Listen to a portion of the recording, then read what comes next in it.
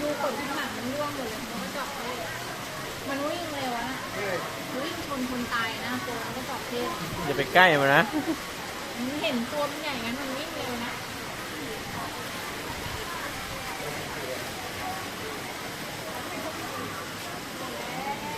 กลับกันยังไปไปนอนไปเหลือตรงไหนไม่ได้ไปจะไปนอนป้อนนมปลาก่อนแล้วกันโอเคไปเดี๋ยวมันจะค่ำก่อน